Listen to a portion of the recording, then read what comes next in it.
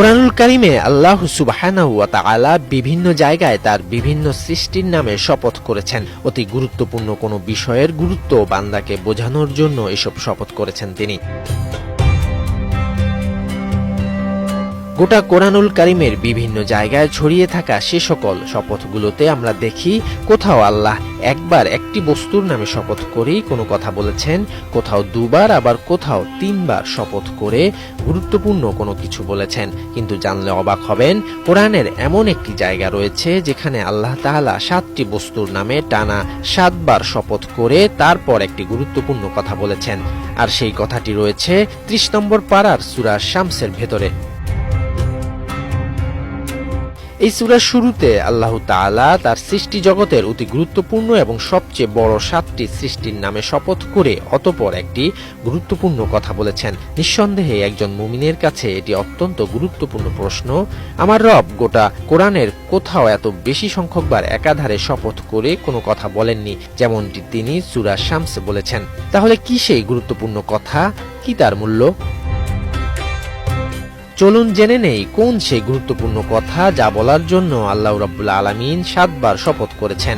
আল্লাহ তাআলা সূরা শামসের শুরুতে ইরশাদ করেছেন, শপথ সূর্যের এবং তার কিরণের, শপথ চাঁদের যখন তা সূর্যের পর আবির্ভূত হয়, শপথ দিনের যখন সে সূর্যকে প্রকাশ করে, শপথ রাতের যখন সে সূর্যকে আচ্ছাদিত করে, শপথ আসমানের এবং যিনি তা নির্মাণ করেছেন তার, শপথ জমিনের এবং যিনি তা বিস্তৃত করেছেন, এবং সর্বশেষ ৭ নম্বর শপথ করেছেন শপথ নফসের এবং যিনি তাকে সুবিন্যস্ত করেছেন তার, অতঃপর তাকে ভালো মন্দ উভয় বিষয়ের জ্ঞান দান করেছেন।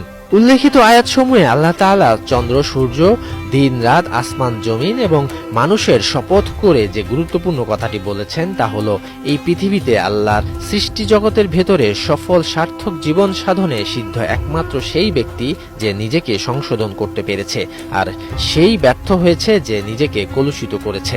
অর্থাৎ আত্মশুদ্ধির মাধ্যমে যে ব্যক্তি নিজের সমস্ত ভুল থেকে মুক্ত হয়ে খাঁটি মানুষের রূপ নিল সেই সফল, আর যে ব্যক্তি তার ভুল ত্রুটি সঙ্গে নিয়েই জীবন পার করলো, নিজেকে সংশোধন করতে পারল না, সে দুনিয়া ও আখিরাতে ক্ষতিগ্রস্ত।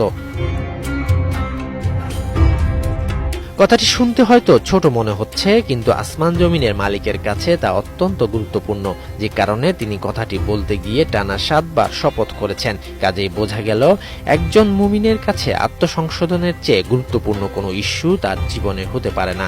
আল্লাহ আমাদের সকলকে আত্মসংশোধনের তৌফিক দান করুন।